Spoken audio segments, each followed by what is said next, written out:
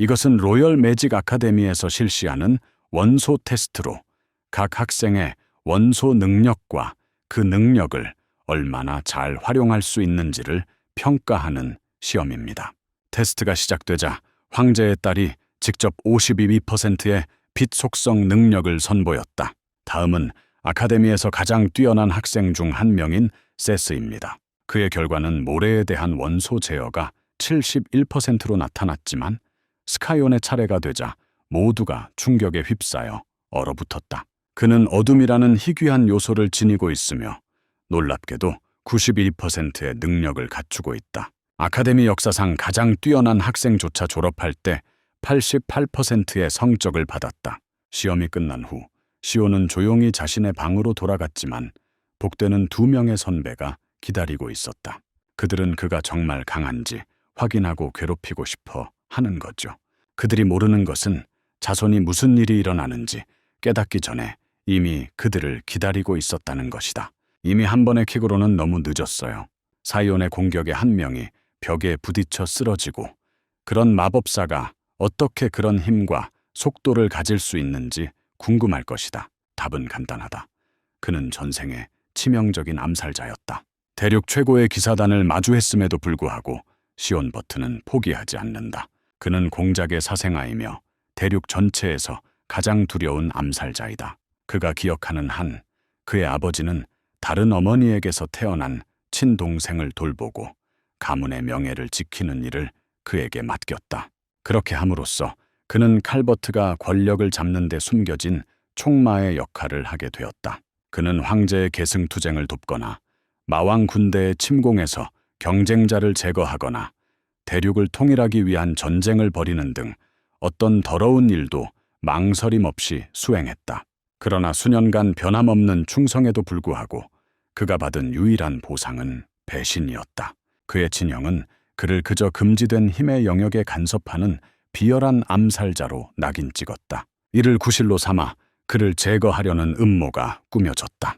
티아는 아무런 의심 없이 많은 것을 희생했음에도 불구하고 그렇게 쉽게 버려지는 것을 견딜 수 없었다. 분노가 그를 집어삼켰고 그는 형이 죽기 전에 그를 공격하려 했다. 하지만 길가메쉬의 저급한 모조품 앞에서는 힘을 쓸 수 없었고 결국 쓰러지고 말았다. 그는 결코 자신의 삶이 이렇게 끝날 거라고 상상하지 못했다. 그때 기적이 일어났어요. 그는 눈을 뜨고 자신이 과거로 돌아왔음을 깨달았다. 그리고 그가 가장 먼저 본 사람은 20년 동안 한 번도 본 적 없는 한여 에밀리였다. 그의 시선이 방 안을 훑었다. 확실히 과거네요. 그는 이 순간을 아주 선명하게 기억하고 있다. 27년 전 985년이었어요. 아카데미에 입학하기 1년 전 매년 공국은 훈련용 결투를 개최합니다. 그리고 올해의 듀크 베르 현 대표와 그들의 아버지가 오늘 상대하는 팀을 지켜볼 것입니다. 그의 이복 형제 크란츠 버트, 둘 다 동갑이에요. 하지만 크렌츠는 공작의 아내인 마가렛 허세트의 아들이었기 때문에 나이가 같음에도 불구하고 모든 관심이 그에게 쏠렸다. 다른 여자에게서 태어난 것이 모든 차이를 만들었다. 이 결투 이후 그는 가족 내에서 모든 농담의 대상이 된다. 이 경기 때문에 아버지는 그를 인정조차 하지 않게 되었다. 하녀는 조용히 그에게 다가가 상처받기 전에 물러나라고 재촉한다. 그는 그녀를 무시하고 단검을 뽑아 들었다. 무기의 무게가 그를 방심하게 만든다. 그의 힘은 정말 아이 같은 순수함을 지니고 있다. 꿈 같지 않아요. 여기에는 환상을 이용한 마술이 없다. 그는 그것을 받아들인다. 실제 상황이라고. 그가 돌아왔어요. 크란츠는 그가 왜 아직 도망가지 않는지 의아해하며 비웃었다. 공작이 경기 시작을 알립니다. 상대는 즉시 달려들지만 시온의 눈이 그 움직임을 포착한다. 당연히 느리네요. 그는 별다른 노력 없이 피한다. 손목을 빠르게 비틀어 칼날을 옆으로 치운다. 그는 다리를 뻗어 크란츠를 바닥에 쓰러뜨렸다. 공작은 약간 흥미롭게 지켜보고 있는 반면 마가렛은 공포에 질린 채 바라보고 있다. 단 한 번의 목지르기 공격으로 경기를 끝내고 승리할 수 있었지만 그는 망설인다. 이기는 것만으로는 충분하지 않아. 전생의 크란츠는 재미삼아 그를 괴롭혔다. 이제 그가 우위를 점했으니 그 오만한 태도를 확실히 꺾어버리는 게 좋겠어. 이 새로운 삶에서 그는 더 이상 누구의 하인이 되지 않기로 했다. 그는 자신의 방식대로 자신만의 길을 개척할 것이다. 그는 크렌츠에게 부츠를 찔러 넣고 정신을 잃을 때까지 얼굴을 반복해서 내리치다가 노가웃으로 승리를 거둔다. 결투가 끝나면 그는 공작과 만나도록 소환된다. 고위 기사 한 명이 그를 홀을 지나 방으로 안내하며 호위한다. 도착하기 직전에 그는 사무실에서 나오는 마가렛을 발견했다. 삐뚤어진 미소가 그의 입술을 끌어당긴다. 그녀는 분명 자신의 소중한 아들에 대해 한참을 떠들어댔을 것이다. 그는 크란츠가 잘 지내고 있는지 캐주얼하게 물어보며 펀치를 날린다. 분노로 일그러진 표정을 지으며 그녀는 그가 밖에서 저지른 일을 생각하면 감히 어떻게 걱정하는 척할 수 있냐며 쏘아붙였다. 그는 마치 공기를 스치듯 그녀를 지나치며 결투는 그렇게 하는 거라고 중얼거렸지만 그녀는 주변 사람들이 들을 수 있을 만큼 크게 말할 생각은 없었다. 그녀는 바로 그 때문에 그와 같은 사생아 같은 자식이 진짜 상속자처럼 대우받아서는 안 된다고 쏘아붙였다. 그리고 나서 그녀는 더 나아가 그의 어머니를 모욕하며 그가 길거리에서 먹을 것을 구걸해야 한다고 주장한다. 그녀는 그가 싸울 자격이 전혀 없다고 쏘아붙였다. 그 말이 마음에 와닿자 그의 턱이 굳어졌다. 마침내 그녀의 독이 신경을 건드렸다. 그의 분노는 날카롭게 끓어오르며 조용히 가라앉는다. 그는 잠시 그녀를 죽이는 것을 고려했지만 그녀를 고통스럽게 하는 더 만족스러운 계획을 세우기로 했다. 그 사람만이 그 누구보다 그녀를 천천히 의도적으로 망가뜨리는 방법을 정확히 알고 있다. 사요는 크렌츠와 함께 아카데미에 입학할 것이라고 그녀에게 알린다. 그녀는 그가 무슨 말을 하려는지 몰라 눈을 가늘게 뜨고 바라봤고 그는 그것을 명확히 설명해 주었다. 그의 어조는 날카롭고 신중했다. 그녀는 아들이 온전한 몸으로 졸업하지 않기를 바라지 않을 것이다. 이제 그녀는 그에게 집중해야 한다.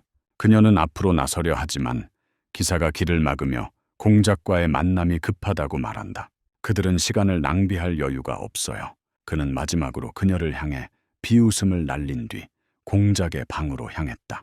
그는 사무실로 들어가 정중하게 인사를 건넸다. 추억들이 스쳐 지나간다. 아버님의 얼굴 그리고 마지막으로 직접 뵌 지 15년이나 되었네요. 빌뉴스의 강력한 봉건 영주였던 윌리엄스 버트 공작, 다양한 칭호로 불렸다. 대륙의 방패, 수년간 마법의 힘으로 악마의 공격을 막아낸 영웅. 그는 악마 습격 동안 마지막 숨을 거두는 순간까지 그 짐을 짊어졌다. 그가 원했던 것은 오직 대륙 전체의 평화뿐이었다. 하지만 과학은 그를 다르게 본다. 평생 의무의 노예로 살기로 결심한 남자. 그가 자유롭지 않은 상황에서 하는 것은 그저 바보짓일 뿐이다. 공작은 인사를 생략하고 바로 본론으로 들어가 크란츠가 돌진하는 순간부터 검의 궤적을 파악하고 피했다고 말했다. 그러자 그는 그 칼을 다루는 법을 얼마나 오래 알고 있었는지 묻는다. 주인공은 매일 밤 혼자서 훈련했다고 대답했다. 공장님은 분명히 그를 의심하며 검술에 전혀 관심이 없는 사람이라고 말씀하셨는데 왜 그런 실력을 숨기시는 걸까요? 그는 주목을 받고 싶지 않았다고 대답했다. 남자는 크란츠에게 반항하지 않은 자신을 이상하게 여기며 그 정도의 공격성이 정말 필요했는지 의문을 품는다. 사요는 크렌츠와 혈통이 같음에도 불구하고 자신이 크렌츠보다 뛰어나다는 것을 증명해야 했다고 말했다. 공작은 방금 들은 이야기에 흥미와 흥분을 느끼며 크게 미소 지었다. 그는 기대 이상으로 해냈어요. 그는 언젠가 애셔에게 강력하고 믿음직한 동맹이 될 수 있을 거라고 말한다. 시오는 에이샤와 같은 사람을 지지한다는 생각에 그 이름의 소리를 듣는 순간 얼어붙는다. 이제 자신이 누구인지 진정으로 알게 되었으니 이는 터무니없는 일이다. 늘 그렇듯 공작의 애셔에 대한 집착은 변함이 없다. 그는 아들의 손을 잡고 원하는 것은 무엇이든 보상으로 물어봐도 좋다고 말한다. 승인될 거예요. 그는 이 기회를 아셔가 쌓아온 모든 것을 파괴할 수 있는 첫 발로 삼고 전투 전선으로 보내달라고 요청한다. 방으로 돌아온 하녀는 그가 요청한 내용을 듣고 깜짝 놀라 거의 기절할 뻔했다. 그녀는 사악한 존재들과 악마 같은 괴물들이 들끓는 곳에 가려는 그를 미쳤다고 부른다. 별명 50제국의 서부 영토는 진정한 전선으로 간주되는 유일한 지역이며 미아 계곡조차도 최전선으로 여겨진다. 그 때문에 수세기 동안 악마와 싸워온 참혹한 전쟁터입니다. 그의 아버지는 그에게 한 가지 조건을 제시한다. 그는 라미아 계곡에 들어갈 만큼 강해지기까지 한 달의 시간이 있다. 그는 그 기준을 충족하려면 얼마나 더 강해져야 하는지 전혀 감을 잡지 못하지만 신체 능력을 최대한 끌어올려야 한다는 것은 알고 있다. 그동안에도 그는 또래 아이들보다 여전히 약한 편이었다. 그가 가진 것은 과거 생에서 이어진 전투적 직감과 내면에 희미하게 남아있는 마법 기운이다. 몸을 단련하면 실제로 활용할 수 있을지도 모른다. 이제 훈련이 시작됩니다. 앨리스는 방으로 성큼 들어가며 목소리에 불꽃을 띠며 그의 이름을 부른다. 이미 그녀는 그가 전투 현장으로 향할 계획이라는 소식을 들었다. 그녀는 크란츠와의 경기에서 이긴 것이 그의 자만심을 부추겼다고 비난하며 그를 몰아붙인다. 그러자 그녀는 그에게 옥상에서 만나자고 말한다. 그녀는 그를 시험해보고 싶어 하며 그가 3분 동안 자신과 대등하게 맞설 수 있다면 그를 막지 않을 거라고 한다. 그는 그녀를 진정시키려고 하며 이 문제로 싸울 이유가 없다고 말하지만 그녀는 그를 단호하게 거절하며 그가 단지 자신의 가족의 유산을 쫓고 있는 것인지 묻는다. 그때서야 이해가 되는 거야. 그는 그녀가 왜 그렇게 공격적인지 이해하지만 그녀의 가문에 대해서는 전혀 신경 쓰지 않는다.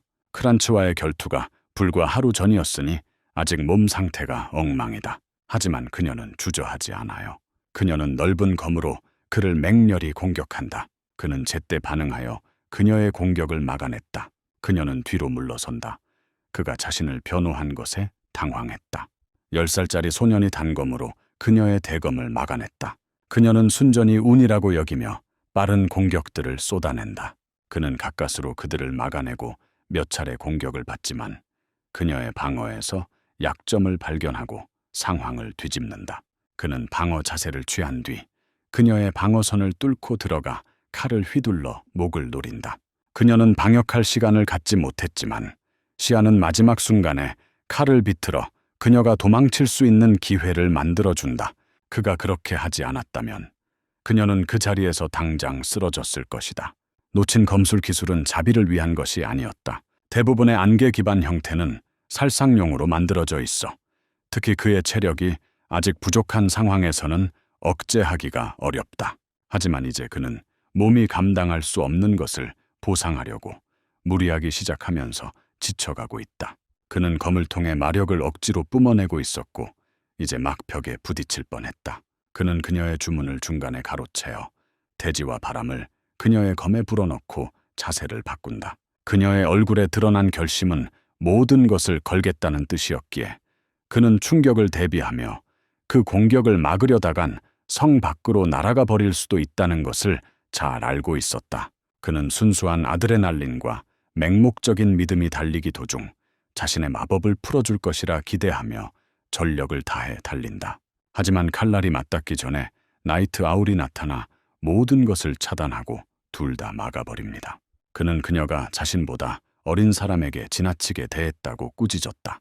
현실은 빠르게 다가온다. 그녀는 눈을 깜빡이다가 갑자기 그를 껴안고 떨면서 화를 낸 것에 대해 사과한다. 그녀는 그저 그가 전장으로 뛰어들지 못하게 막고 싶었을 뿐이었다. 그가 그걸 얻다. 그는 그녀가 어떤 사람인지 잘 알고 있다. 그녀가 가진 모든 것을 모든 것에 쏟아붓는 방식.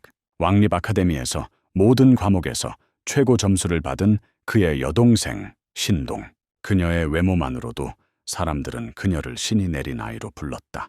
그녀는 걷기 시작했을 때부터 검술을 훈련해왔다. 그녀는 대륙 수호자 자리를 두고 벌어진 전투에서 한때 실제 주먹을 주고받으며 싸운 적이 있다.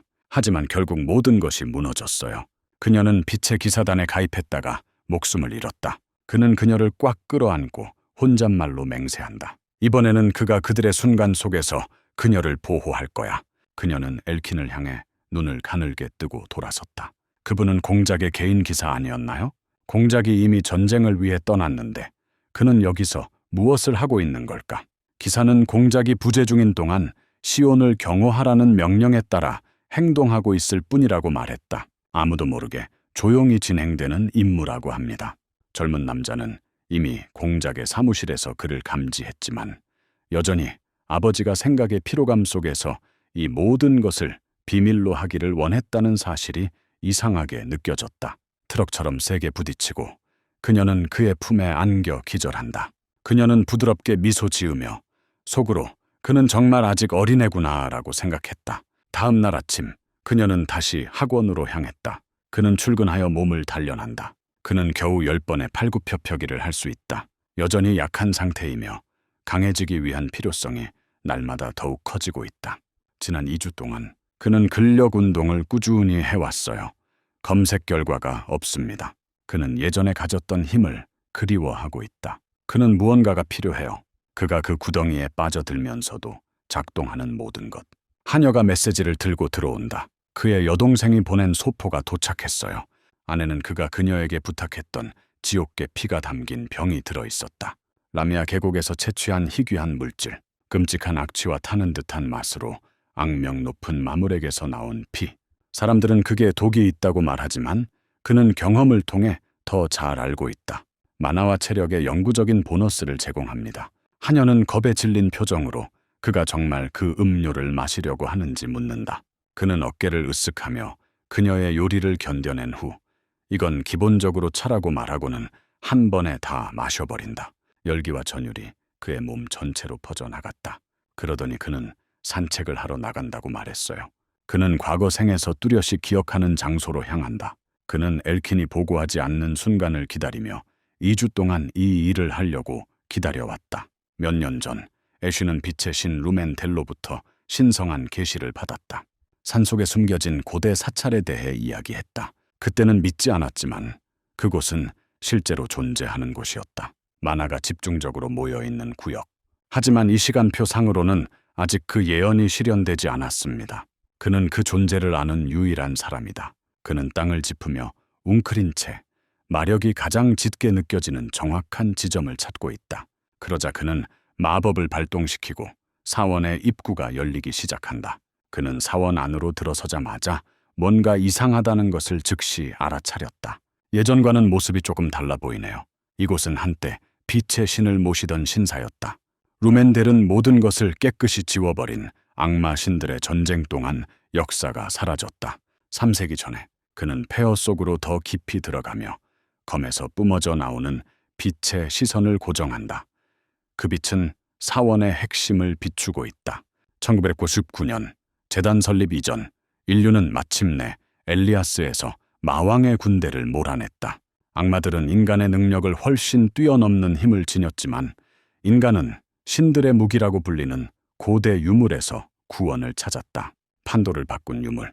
그들 중에는 루멘델의 직접적인 축복을 받은 신성한 검 듀란다크가 있었다. 이 검이 인류가 전쟁에서 승리하는데 결정적인 역할을 한 것으로 여겨지며 베르트가 손에 넣는 날에는 결국 그의 목숨을 앗아갈 무기가 될 것이다. 애셔, 그는 손을 얹었다. 예상대로 반응이 없네요. 그는 놀라지도 않고 그냥 걸어간다. 오래된 전설이 하나 있어요. 블레이드의 빛을 넘어선 후 이상한 그림자가 나타난다. 언뜻 보면 검이 부조처럼 보이지만 빛이 있는 곳의 그림자가 아닙니다. 어둠이 뒤따른다. 그리고 이 어둠은 제단 너머에 숨겨진 비밀 통로로 이어져 있으며 그 안에는 비밀의 방이 있다. 그는 안으로 들어가 방 한가운데 노흰 검을 발견한다. 그의 눈이 부드러워진다. 마치 옛 친구를 다시 만나는 것 같아요. 그의 과거 생에서 함께 했던 바로 그 칼날과요. 그는 앞으로 나서 손잡이를 잡고 그 이름을 말한다. 카람. 칼이 즉시 복종한다. 그는 몇 번 휘둘러 보지만 한때 그 안에서 펄떡이던 마법은 반응하지 않는다. 아직 깊은 겨울잠에 빠져 있을 거야. 그럼에도 불구하고 다시 찾게 된 기쁨에 가까운 감정이 그를 가득 채운다. 그러자 갑자기 방 안을 울리는 목소리가 들려왔다. 그는 정말 두려움을 느끼지 않는지, 그 검에 봉인된 악마를 깨우는 것이 무엇을 의미하는지 이해하는지 물었다. 그녀는 지금 물러나기에는 너무 늦었다고 말하며 달려들어 그의 몸을 빼앗으려 하지만 그는 그녀가 가까이 오기도 전에 그녀의 목을 움켜쥔다. 그는 그녀가 너무 무모하게 행동하고 예전에는 그렇지 않았다고 말했어요. 악마는 당황한 표정을 짓고 있다. 어떻게 아이가 그녀를 만질 수 있을까요? 그는 침착하게 그녀에게 칼은 자신의 것이라고 상기시켜준다. 그녀는 저항하려 애쓰다가 이내 얼어붙는다. 그녀는 무언가를 느끼고 그가 후계자인지 묻는다. 왜 화살을 들고 다니는 거야? 존재. 그는 자기 말만 반복해요. 그는 검을 소유하고 있다. 그는 에로우의 유산을 이어받았고 그녀는 새로운 주인에게 무릎을 꿇어야 했다. 그녀는 그걸 사지 않아요. 전화, 헛소리, 공격. 그는 말이 통하지 않는다는 것을 깨닫고 한숨을 내쉰다. 악마의 무기는 사용자의 몸을 차지하려는 의지로 끝맺기 때문에 그는 대화를 서둘러 끝내고 손가락을 튕겨 그녀의 머리를 관자놀이 바닥에 내리친다. 그는 지금 당장 제출하지 않으면 상황이 더 나빠질 거라고 경고한다. 그녀는 분노에 차서 으르렁거렸고 이에 그는 자신의 주장을 더욱 강하게 전달하기 위해 그녀를 땅속으로 더욱 깊숙이 밀어 넣었다. 압력이 작동하고 있어요. 그녀는 결국 그에게 마스터라고 부르며 항복한다. 그렇게 하고 나니 이제 돌아가야 할 때라고 생각한 거죠. 그는 이미 너무 오래 자리를 비웠어요. 카람은 오랜 시간 동안 지하에 갇혀 있다가 다시 신선한 공기를 마실 생각에 흥분하여 거의 흥얼거릴 지경이다. 그녀는 그가 이름을 말하자 궁금한 듯이 그의 이름을 물어본다. 그녀는 누구보다 눈썹을 치켜 올린다. 에로우는 왜 한 번도 들어본 적 없는 아이를 골랐을까? 그는 전생에 선택받았다고 대답했다. 이미 한 번 죽었었어. 걸어가면서 그는 듀랑을 지나치며 듀랑을 응시한다. 그는 좀 더 기다려야 한다고 말했어요.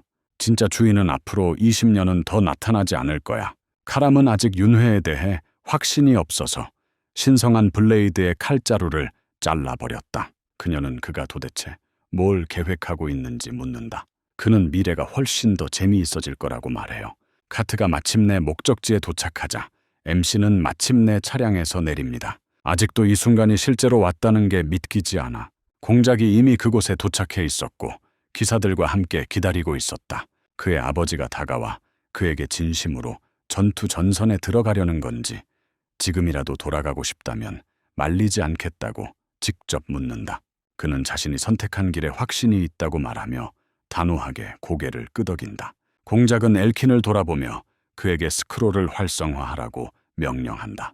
기사가 그것을 던져버리자 마법 불꽃이 튀어나오고 소환된 빛 속에서 지옥개 한 마리가 나타난다. 그의 가치를 판단하기 위한 시험이다. 이 생물들은 라미아 밸리에서 바로 튀어나온 낮은 등급의 악마 같은 짐승들이다. 그는 즉시 자세를 바꾸어 멀리서 적을 응시한다. 그의 아버지는 그의 행동에 책임이 따른다는 것을 상기시켜준다. 그가 이것을 원한다면 시험을 통과하여 자신의 힘을 증명하고 책임을 져야 한다. 며칠 전 그는 오켄으로 가서 결투를 요청하는 편지를 보냈다. 그는 스윙을 통해 실제적인 훈련을 받을 필요가 있었다. 공기는 더 이상 효과가 없었다. 그는 제대로 된 싸움이 어떤 느낌인지 알고 싶었다. 기사는 그에게 자신과 비슷한 또래의 아이들과 스파링을 해야 한다고 말했다. 크란츠 같은 사람. 하지만 그가 나타날 때마다 크렌츠는 도망쳤다. 그래도 엘킨은 마음이 바뀌지 않았다. 그는 의구심을 품었지만 결국 칼집과 막대만 사용하며 방어만 하는 조건으로 싸우기로 동의했다. 그는 조건에 동의하고 한 가지 더 요청을 추가했다. 그날 무슨 일이 있었든 기사는 공작에게 말 한마디 하기 전에 허락을 받지 못했다. 우리 MC는 전력을 다해 돌진했다. 파업은 저지되었지만 그 뒤에 있던 힘이 간헐적으로 작용하여 예상치 못한 상황에 놓였다. 그는 10살짜리 칼이 그렇게 세게 맞을 줄은 예상하지 못했다. 아이는 끊임없이 원을 그리며 움직였고 그의 움직임을 따라잡기 위해 눈앞이 흐릿해질 정도로 빠르게 움직였다. 그러자 뒤에서 날카로운 일격이 날아왔다. 기사는 막아냈지만 숨 돌릴 틈이 없었다. 연이은 타격이 쏟아졌고 매 타격마다 온 힘을 다해 방역했다. 그는 모두 막아냈어요. 간신히. 결국 우리 MC는 멈췄어요. 예상대로. 아직 우승할 준비가 되지 않았지만 엘킹과의 싸움에 감사하며 자리를 떠났다. 기사는 그 자리에 얼어붙은 듯 서 있었다. 한때 알던 연약한 귀족은 너무나 빨리 성장해버렸다. 그래서 지금 그가 지옥계와 마주하는 모습을 보니 그 짐승들이 문제가 되지 않을 거라고 확신하게 되었다. 그는 움직임을 지켜본다. 충전 중입니다. 그는 깔끔하게 피했다. 그가 이만큼이나 왔음에도 불구하고 이런 짐승 같은 걸 상대하는 건 여전히 그의 한계를 시험한다. 그러니 빨리 끝내는 게 유일한 방법이에요. 다음번에 달려들면 그는 옆으로 피하며 칼을 목을 가로질러 뇌까지 찔러 넣는다. 피가 빠져나가자마자 바로 무너져 내린다. 그는 무심코 생각에 잠긴 채 그것을 바라본다. 이 액체를 병에 몇 개 담아두면 얼마나 재미있을까요? 하지만 사람들이 그가 그런 행동을 하는 걸 보면 아마 질색할 거예요. 그의 아버지는 감탄하며 박수를 쳤다. 시험이 끝났어요. 그는 통과했어요. 공작은 그에게 다시 전선에서 만나자고 말한다. 카람은 검에서 신음하며 왜 자신을 이용해 짐승을 끝장내지 않았는지 묻는다. 완전히 깨어나려면 혈액이 필요해요. 그는 그녀를 안심시킨다. 머지않아 그는 그녀를 마음껏 이용할 것이다. 전투 현장에서 거대한 오크가 선두 부대를 휩쓸고 있다. 공작은 병사들에게 방어선을 강화하고 오우거를 제거하라는 날카로운 명령을 내린다. 즉시 마법 공격이 그 생물에게 쏟아져 들어온다. 결속 마법이 그 주위를 휘감아 마법의 사슬로 움직임을 제한하며 짐승은 움직이지 못하게 된다. 그는 주력 부대를 이끌고 돌격하여 마무리한다. 멀리서 보면 간판이 조용히 만들어져 있다. 관찰하다. 그녀는 눈물을 흘리며 왜 그가 이런 곳에 머물러야 하는지 묻는다. 그는 두려움을 느끼지 않는다. 사실 그는 그곳이 거의 향수를 불러일으킨다고 인정한다. 공작이 다가와 처음으로 최전선에 서는 기분이 어떤지 묻자 그는 조금 긴장된다고 대답했다. 이에 아버지는 죽음이 언제 어디서든 찾아올 수 있으니 항상 정신을 바짝 차리고 있어야 한다고 상기시켜준다. 그는 고개를 끄덕이며 경고해준 그에게 감사를 표했지만 이미 이런 장면이 이곳에서는 흔하다는 것을 알고 있었다. 보통 하루에 3, 4번의 대규모 전투가 벌어지며 각 전투에는 악마를 물리치기 위한 정교한 작전이 수립되어 있고 고급 기사들이 이 작전의 핵심을 담당한다. 그들은 선을 침범하려는 몬스터들을 막아낸다. 전투가 끝나면 그는 가장 안전한 구역 깊숙한 곳에 있는 자신의 지정된 막사로 돌아간다.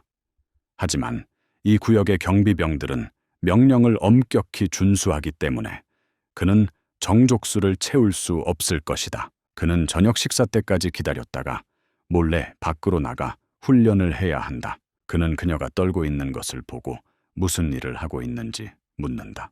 그녀는 공작의 경고를 반복한다. 그는 그녀에게 짐을 싸서 성으로 돌아가라고 말한다. 그녀는 그를 혼자 둘 수 없다고 소리쳤다. 그녀가 없으면 그는 정말 희망이 없어. 그녀가 갑자기 사라진다면 아무도 그를 신경 쓰지 않을 것이다. 그녀는 식사할 시간이라고 말하며 텐트 밖으로 나갔다. 그는 그녀가 자신과 함께 행동하는 방식이 마음에 들지 않지만 그냥 넘어간다. 그날 밤 모두가 잠든 후 그는 자신의 부재를 숨기기 위해 담요 아래에 봉제 인형을 밀어 넣었다. 그녀는 그가 훈련하러 가는 중인지 묻는다. 그는 고개를 끄덕이며 확인했다. 그녀는 그의 헌신에 감탄하며 공작이 이런 모습을 보면 자랑스러워할 것이라고 말했다. 그는 변명하며 그녀에게 일을 처리하고 자신의 부재를 조용히 하라고 말한다. 밤이니까 순찰이 더 강화되는 경향이 있어요. 지금이 가장 좋은 기회예요. 사람들이 바쁠 때. 그는 안개에 몸을 숨기고 마법을 이용해 눈에 띄지 않게 지나간다. 그는 이곳이 여전히 괴물들로 북적여야 하며 카롬을 즐기기에 이상적인 장소였다고 회상한다. 그녀는 공기 중에 진하게 풍기는 피냄새를 맡고 희열을 억누르기 힘들어한다. 그녀는 그에게 짐승들을 베어내게 해달라고 간청했다. 그는 사냥개 떼 속으로 돌진하며 휩쓸 듯한 안개 공격을 퍼부어 속도를 늦추지 않고 그들을 갈갈이 찢어놓는다. 그는 도살된 사냥개들의 피를 채취하여 마시고 이를 통해 마나와 몸을 재충전하며 더욱 강해질 힘을 얻는다. 그녀는 목표에 도달하기 위해 얼마나 더 많은 짐승을 죽여야 할지 궁금해하며 초조해지기 시작한다. 그는 그녀에게 여기서 밤새도록 머물며 훈련할 거라고 말한다. 해당 지역은 전선 곳곳에서 더 많은 몬스터를 계속해서 끌어들일 것이다. 기사들이 산길을 따라 왕실 호송대를 호위하고 있다. 마체탄 하녀는 아내 어린 소녀에게 전쟁터로 가는 것은 너무 위험하니 돌아가는 것이 더 안전할 것이라고 말한다. 아이는 우울한 표정과 거만한 말투로 여자에게 자신을 아이처럼 대하지 말라고 경고하며 그렇지 않으면 화를 낼 거라고 말한다. 그녀는 제국의 다음 후계자로 여겨지고 있어요. 하녀는 신뢰를 저질렀다고 사과하며 들은 이야기를 꺼냅니다. 버테 공작이 막내 아들을 최전선에 데려왔는데 그녀와 비슷한 나이인 것 같습니다. 그 소녀는 공작의 결정에 놀라움을 표했다. 왜 저렇게 어린 사람을 전쟁에 보내려고 하는 걸까? 하녀는 공작이 그를 가게 한 것이 아니라고 해명한다. 그는 자발적으로 자원했어요. 그녀는 그가 아마 자신과 비슷한 나이일 거라고 반복하며 만약 두 사람이 우연히 마주친다면 잘 지낼 수 있을 거라고 제안한다. 소녀는 완전히 분열 모드로 돌입하며 그와의 만남에는 전혀 관심이 없다고 단호하게 말한다. 하녀는 다시 한번 사과했지만 소녀는 마침내 조금 마음을 놓고 그의 이름을 물었다. 그녀는 그에게 스카이온이라고 불린다고 말한다. 소녀는 그 말을 나지막이 속삭이며 이 대담한 젊은이가 누구인지 궁금해하는 듯했다. 다음 날 전장에서 버트 공작은 정확한 지휘를 통해 기사들을 이끌고 괴물들을 제압하여 완전히 섬멸한다. 필드를 정리하고 위협을 제거한 후에 그는 전투에 몸을 던진 후 아들의 기분이 어떤지 물어보기 위해 아들에게 다가간다. 우리 MC는 아직 갈 길이 멀다고 말하지만 그 길을 걷고 싶어 안달이 났다고 답합니다. 나이가 많음에도 불구하고 용기와 결단력에 감명받은 아버지는 미소를 지으며 자랑스럽다고 말씀하신다. 그는 놀란 표정으로 그를 응시했다. 그가 떠나기 전에 이런 따뜻함을 본 건 처음이다. 공작이 그에게 다음 날 그의 텐트 안에서 둘만의 대화가 필요하다고 말한다. 그날 밤 캠프가 깊은 잠에 빠진 사이 그는 평소처럼 훈련하러 전선의 후방 구역으로 향했다. 근데 뭔가 이상해. 죽음의 벌레가 그의 앞에 나타난다. 이 생물들은 보통 계곡의 훨씬 깊은 곳에서 알을 낳기 때문에 여기서 발견되는 건 말이 안 돼요. 현재 상태로는 따라가기 힘들어하고 카람은 생존을 원한다면 그에게 통제권을 넘기라고 재촉한다. 그는 그녀를 너무 잘 알고 있어요. 그녀가 진정으로 원하는 것은 그의 몸에 대한 완전한 접근이다. 그녀는 계속해서 밀어붙이며 몇 초 만에 모든 상처를 치유할 수 있는 벌레에게는 그런 약한 스윙이 아무런 도움이 되지 않을 거라고 말한다. 그는 한 방으로 끝장내야 싸움을 완전히 끝낼 수 있다. 그는 그녀의 말을 경청한다. 지난 한 달 동안 엄청난 양의 악마 짐승의 피를 마셨음에도 불구하고 그가 계속 혼자서 싸운다면 이 싸움은 영원히 이어질 수 있다. 그는 아직 진정한 강함을 느끼기에는 멀다고 생각하며 그녀가 주도하도록 내버려 두는 것이 유일한 선택일지도 모른다. 그는 앞으로 나서며 9번째 형태인 짙은 안개 속 악마의 검을 드러낸다. 그녀는 전속력으로 힘껏 휘둘러 웜을 거의 힘들이지 않고 토막낸다. 한편 공작과 그의 왕실 훈련병 몇 명이 그 지역을 지나가다가 아까부터 흩어져 있던 사냥개들의 시체들을 발견했다. 그들은 공간에 짙게 남아있는 만화를 즉시 감지하고 악마가 관련되어 있을지도 모른다는 의심을 품게 된다. 그는 그룹에게 현장을 수색하고 신속하게 확보하라고 지시한다. 이런 일은 그냥 넘어갈 수 없고 특히 악령의 활동이 있다면 더욱 그렇습니다.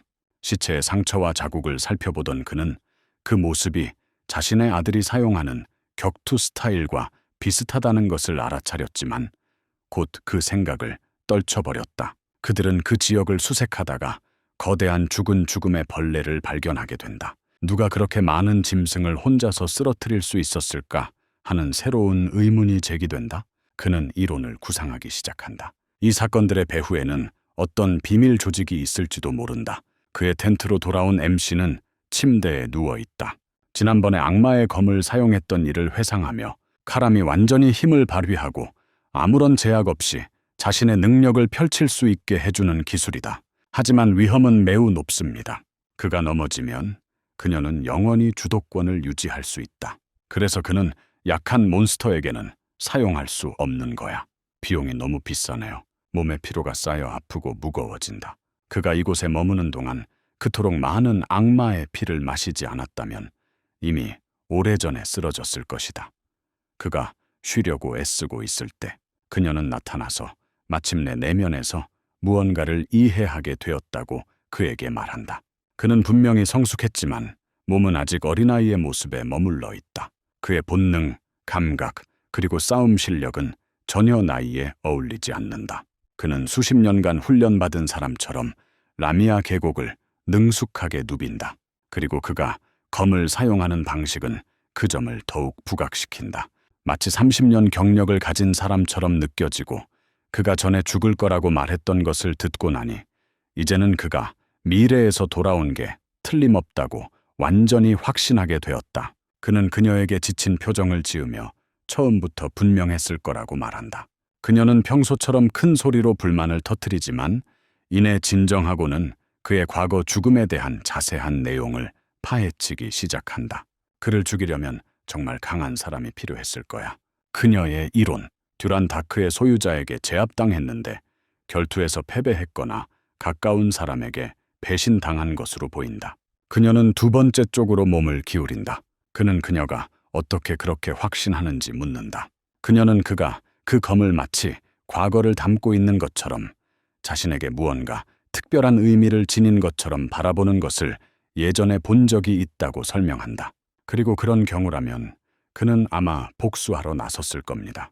그녀의 말투가 바뀌더니 그가 다시 죽거나 패배하면 통째로 잡아먹어버리겠다고 으르렁거렸다. 그는 그녀의 머리를 한 대 때리며 누가 실제로 주도권을 쥐고 있는지 상기시켜준다. 하지만 속으로는 조용히 안도하고 있다. 전생에 만났던 날 이후로 그녀는 전혀 변하지 않았어요. 그날 오후 뭔가 이상한 느낌이 들었다. 사람들이 뚜렷한 이유 없이 불안해하고 있어요. 그는 무슨 일이 일어나고 있는지 알아내러 나갔다가 에밀리를 마주친다. 그녀는 그에게 방금 소식이 들어왔다고 말했어요. 고위 몬스터의 사체가 후방 캠프 근처 계곡에서 발견되었는데 그곳은 그가 머물던 곳과 같은 지역이다.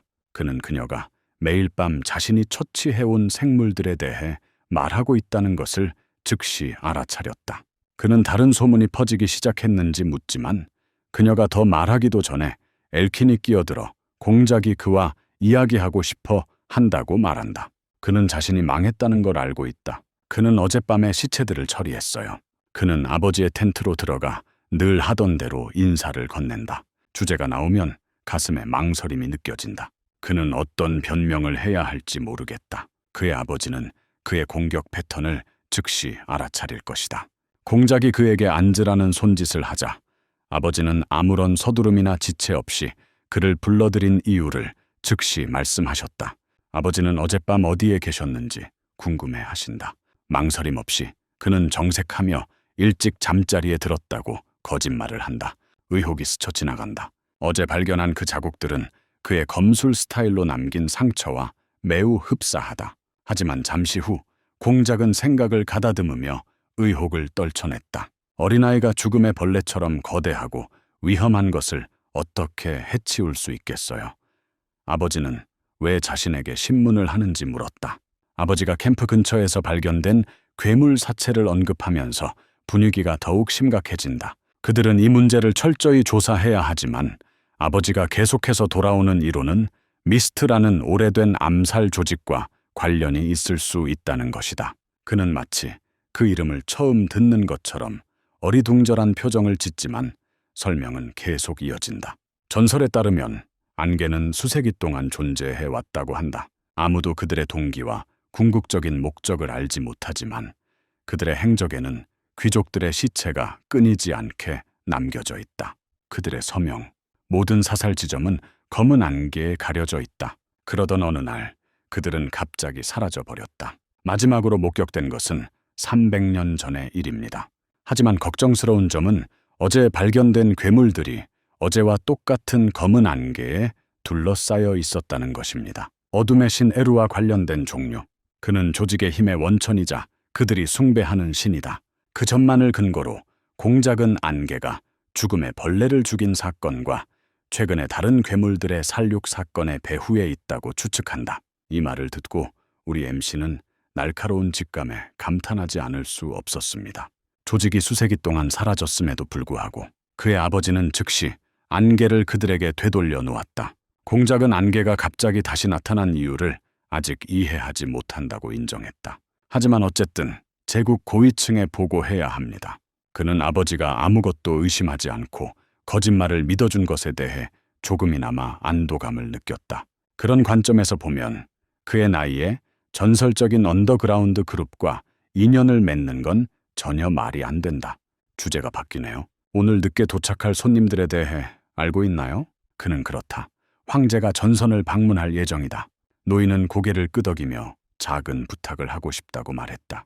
한편 황제는 기사들의 경의를 받으며 전장에 도착했다.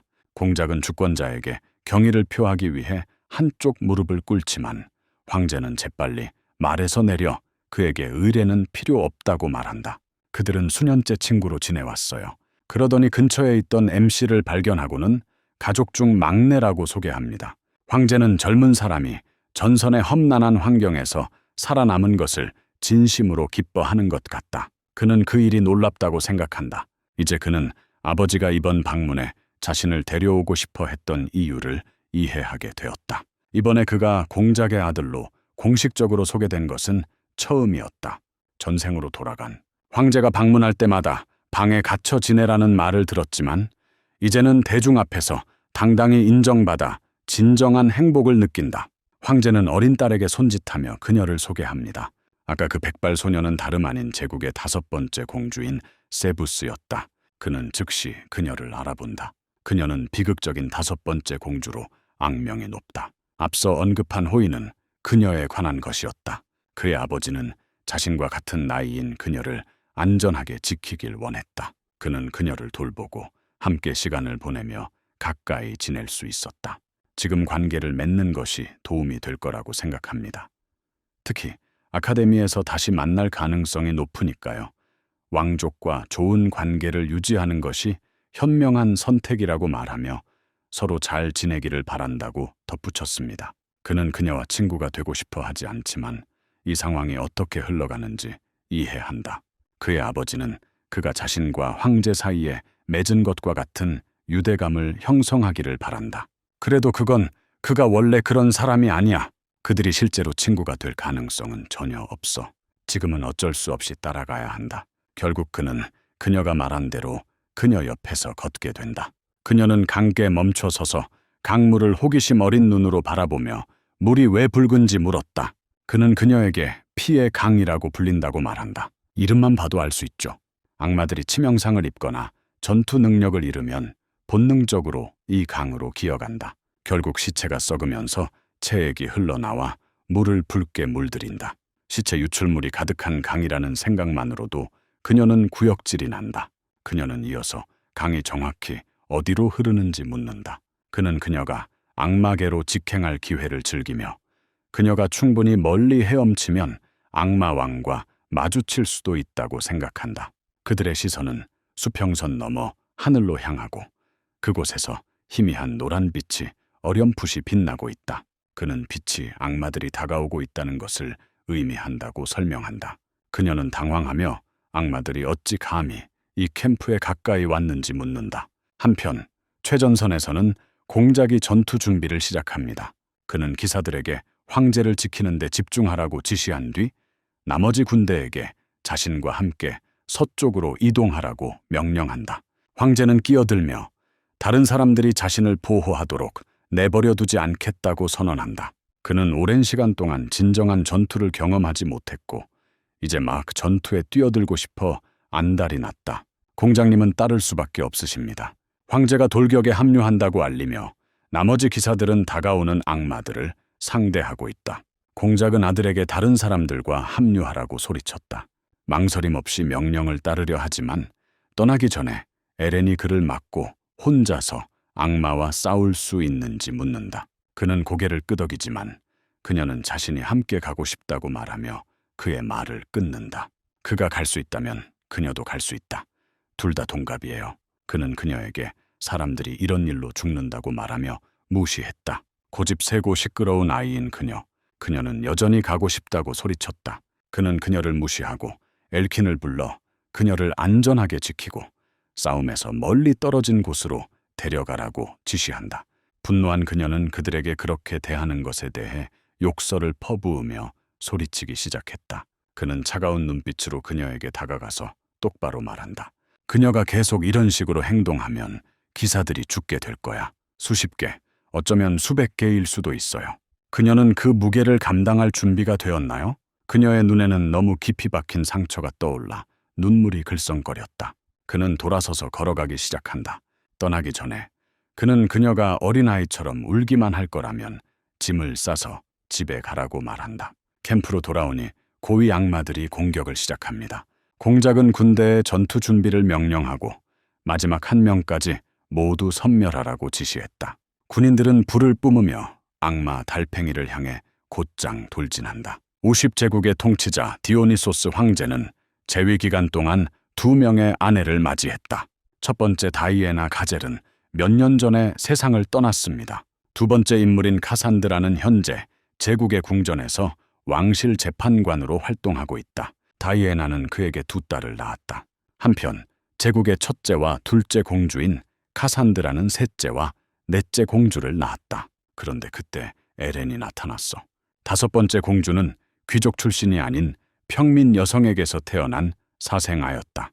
그녀의 존재는 흠처럼 취급되어 배척당하고 왕족으로서 어울리지 않는 비정상적인 존재로 낙인 찍혔다. 그럼에도 불구하고 끊임없는 모욕과 사회적 경멸에도 불구하고 그녀는 결코 그들의 판단이 자신을 정의하도록 내버려 두지 않았다. 그녀는 어떤 공주에게서도 기대할 수 있는 우아함과 존재감으로 자신을 지탱했으며 학업에 열정을 다해 헌신했다. 그럼에도 불구하고 상황은 결국 악화되었다. 나중에 그녀는 제국의 등을 돌렸다는 비난을 받았고 왕족 혈통에서 추방당했다. 아무도 정확히 그녀의 행방을 알 수 없지만 소문에 따르면 불치병에 걸려 외딴 섬에서 홀로 죽었다고 한다.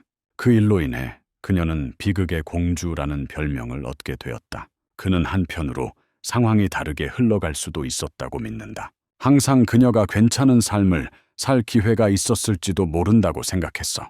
그녀가 꿈과 맹목적인 야망에 사로잡히지 않았다면 좋았을 텐데 그녀는 지나치게 많은 주목을 받았다. 캐림은 끊임없이 그를 놀리며 자신의 이야기가 그의 이야기와 거의 똑같다고 주장한다. 한편 전쟁 지역 건너편에서 황제와 공작이 괴물떼를 격파하며 상당한 진전을 이루고 있었다. 디오는 몸을 통해 가공되지 않은 번개를 흘려보내 마치 아무것도 아닌 것처럼 뒤처진 자들을 베어 넘긴다. 그는 왕좌를 차지할 수도 있지만 동시에 무시무시할 정도로 뛰어난 마법사라는 명성도 얻었다. 이런 생물들은 일단 지역이 정리되면 거의 그를 멈추게 하지 못한다. 2마리의 오리가 지휘소 안으로 들어가 휴식을 취한다. 황제는 스스로 술잔을 기울이며 옛 시절을 회상하듯 상대방에게도 한 잔 권한다. 제안은 거절되었습니다.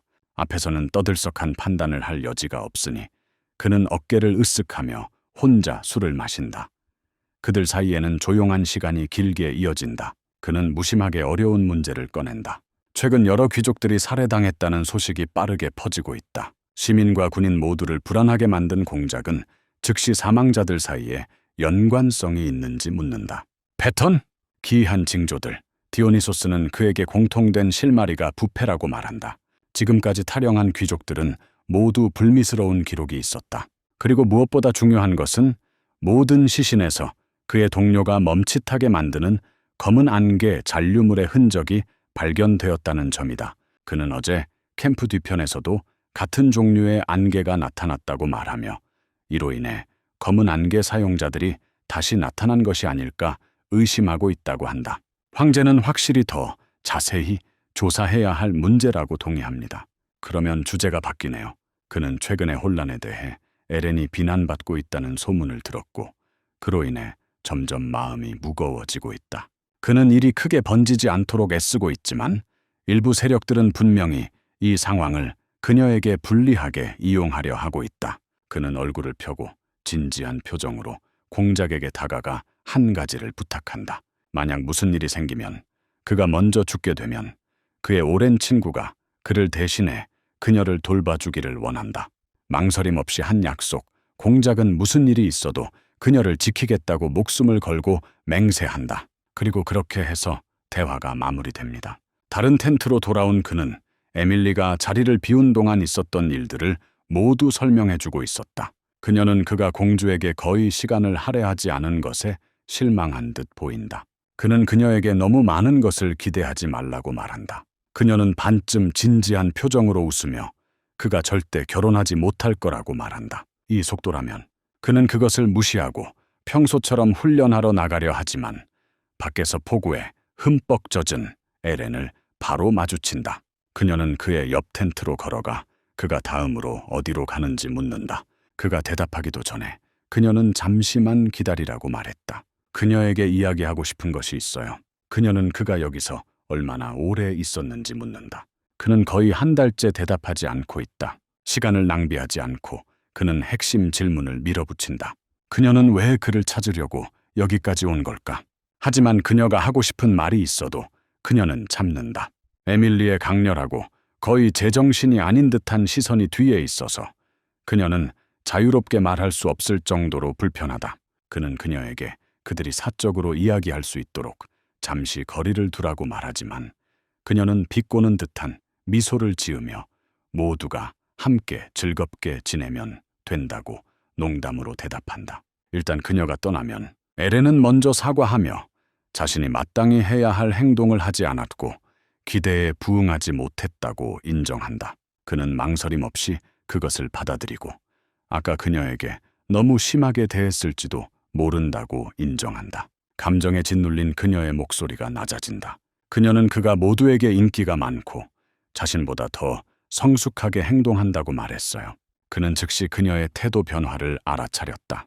그녀는 그가 곧 아카데미로 돌아갈 것 같다는 사실을 언급하지만 그녀가 말을 마치기 전에 막는다. 그는 이미 그녀가 이 일을 어디로 끌고 가는지 알고 있다. 그녀는 그곳에 도착하면 친구가 될 수 있는지 묻고 싶어 하지만 그는 그녀의 눈을 똑바로 바라보며 말을 끊었다. 그는 그녀가 우정을 찾으러 이곳에 왔다면 시간을 낭비하고 있으니 정신을 가다듬고 떠나라고 말한다. 그녀는 그런 걸 찾고 있던 게 아니라 좋은 관계를 맺고 싶었을 뿐이라고 말하며 그가 불필요하게 잔인하다고 덧붙였습니다. 눈물이 흐르기 시작하면서 그녀는 그가 다른 사람들처럼 자신을 보고 있을 거라고 말해요. 가짜, 자격 없는 공주. 숨을 고르고 마음을 다잡은 뒤 나타나서 미안하다고 사과한다. 그래서 그녀는 그를 과대평가하고 아무것도 얻지 못한 채 돌아섰다. 그러더니 그녀는 그가 애셔, 형과는 전혀 다르다고 중얼거렸다. 그 이름은 강렬하게 와닿는다. 그는 생각 없이 그녀의 팔을 붙잡고 어떻게 그가 누군지 알고 있는지 따져 묻는다. 그녀는 로열 아카데미 근처 산책 중에 애셔를 만났다고 그에게 말한다. 그는 다른 사람들의 의견에 신경 쓰지 말고 오직 자신의 목표와 원하는 것에만 집중하라고 말했습니다. 그로 하여금 얼어붙게 만들었어. 이제 보니 그의 형은 처음 만난 순간부터 그녀를 조종하기 시작했고 이미 함정을 파고 있었다. 그는 그녀에게 경고하려 하지만 말을 꺼내기도 전에 깊은 울림이 텐트를 흔들었다. 에밀리는 공포에 질려 서둘러 뛰어들어오며 얼굴에 쓰여진 채로 당장 나가라고 소리쳤다. 하지만 이미 너무 늦었어요. 오크가 텐트 위로 돌진해 땅에 부딪히고 부서진 인형처럼 공중으로 날아오른다. 근처 나이트클럽에서 찢어진 텐트를 뚫고 나온 그는 여전히 안에 있다는 것을 깨닫는다. 에밀리, 흙바닥에 널브러져 있다. 울음을 터뜨리며 자신이 잔해 아래에서 살해당했다고 확신한다. 공격 소식이 황제와 공작에게 즉시 전해졌다. 두 아이의 몸은 고위 악마 짐승에게 찢겨나간 텐트 잔해에 갇혀 있다. 다이애나는 잠시도 지체하지 않고 군 전체에 즉시 현장으로 가서 딸의 생명을 확보하라고 명령한다. 한편 공포가 그의 마음을 휩쓸고 있다. 그는 강력한 몬스터들이 왜 이렇게 적진 깊숙한 곳까지 계속 나타나는지 도무지 이해할 수 없다. 그들은 깊은 계곡 안에 머물러 있어야 해요. 뭔가 심각하게 잘못되었다는 느낌이 들고 그는 자신이 그 문제의 원인일지도 모른다는 의심을 품기 시작했다. 그가 살아있는 모습을 보자마자 눈물이 왈칵 쏟아졌다. 오크가 자신을 죽였다고 진심으로 믿은 후. 하지만 그는 구조물이 무너지기 전에 가까스로 빠져나왔다. 그가 죽었는데도 오르크가 자신을 끝장내도록 내버려 둘 리가 없어. 전생의 악마 왕이었던 사람들, 그녀 옆에서 그녀는 캠프에 주둔 중인 기사들이 모두 괜찮은지 묻는다. 그러자 그녀는 죄책감에 휩싸여 무너졌다. 그들이 그녀를 곧바로 위험으로 몰아넣을 것을 알면서도 이곳에 온 것에 대한 후회였다. 기사들은 다가가 그녀를 안심시키며 그녀를 보호하는 것이 그들의 맹세한 의무라고 말하고 필요하다면 기꺼이 목숨을 바칠 준비가 되어 있다고 말한다. 하지만 오크가 다시 나타나 그들 중 한 명을 붙잡아 한 번에 짓눌러 쓰러뜨리고 마치 아무 일도 없었다는 듯 들판으로 내던지자 말은 말을 잇지 못했다. 망설임 없이 그는 그녀의 앞을 가로막고 서서 다가오는 공격으로부터 그녀를 보호했다. 오크는 즉시 그를 응시하며 이 고도로 발달한 몬스터들이 그를 향해 특별히 끌리고 있다는 의심을 확인했다. 그는 다른 사람들에게 물러서서 그녀를 안전한 곳으로 대피시키라고 소리치며 짐승의 시선을 붙잡아둔다. 에밀리는 공주를 붙잡고 도망치면서 그가 혼자 위협에 맞서도록 내버려둔다. 하지만 그의 공격은 괴물에 거의 상처를 입히지 못한다. 마치 타격이 전혀 닿지 않는 것 같아요. 혼란스럽고 좌절한 그는 도대체 무슨 일이 벌어지고 있는지 궁금해하기 시작했다. 왜 그들은 그에게 그렇게 집착하는 걸까? 그때 카람이 나타나 힘을 얻기 위해 마셔온 악마의 피가 자신에게서 강력한 기운을 풍기게 해 등대처럼 엘리트 몬스터들을 끌어당긴다고 태연하게 설명했다. 분노한 그는 왜 더 일찍 아무 말도 하지 않았는지 따져 물으며 화를 냈다. 처음부터 이 사실을 알았다면 그녀는 그저 음흉하게 웃으며 어차피 자기 몸만 있으면 된다고 말한다. 그는 망설이지 않아요. 그녀를 붙잡고 자신의 검으로 변신시켜 무기로 삼는다. 그는 오크에게 달려들어 팔다리를 버터처럼 베어내고 땀 한 방울 흘리지 않고 제압한다. 하지만 그는 더 심각한 것을 발견한다. 수십 마리의 고위급 짐승들이 여전히 이동 중입니다. 그녀는 그처럼 엄청난 만찬을 기대하며 흥분으로 얼굴이 환해졌다. 악마용과 마주치자 분위기가 바뀌었다. 그는 그녀에게 그것을 찢어밟길 준비를 하라고 말하며 자신의 악마적 본성을 활성화하여 그들의 앞길을 막는 모든 것을 쓸어버리겠다고 한다.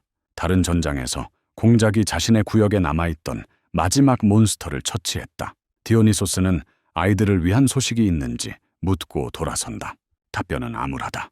무너진 텐트 근처에는 그 흔적조차 없었다. 황제는 아들을 걱정하며 당황하고 있다고 말하지만 공작은 냉정한 표정으로 대답한다. 가족 구성원이라면 누구나 이런 상황에 대처할 방법을 알아야 합니다. 지금 가장 중요한 건 공주의 안전이에요. 말을 나누는 동안 기사들이 성공적으로 도착하여 그녀를 아버지에게 데려다 주었다. 그녀는 숨을 헐떡이며 MC를 구해달라고 애원하며 그의 품으로 달려갔다. 너무 늦기 전에 말이다. 한편 공작이 하녀에게 다가가 자신이 개인 시종인지 묻는다. 그녀가 고개를 끄덕이자 그는 무슨 일이 있었는지 묻고 그녀의 목소리는 떨리고 있었다. 그녀는 그가 괴물들을 막으려고 남고 자신은 도망치라고 그들에게 말했다고 설명했습니다. 기사 중 한 명이 명령을 받으면 그를 데리러 가겠다고 제안하지만 공작은 잠시 생각한 후 거절한다. 현재 흐름에 집중해야 합니다. 이 생물들이 캠프를 뚫고 나가면 제국까지 가는 것을 막을 수 있는 것은 아무것도 없을 것이다. 더 많은 인명 피해가 발생하기 전에 다시 대열을 갖춰야 한다.